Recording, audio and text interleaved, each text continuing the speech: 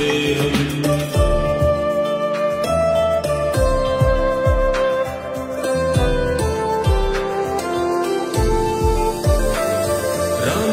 रमाकण्ठहारं श्रुतिनाथसारं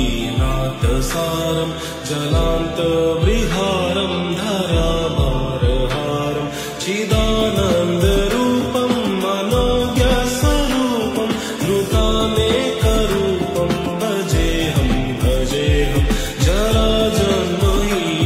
परानन्दहीनं समाधान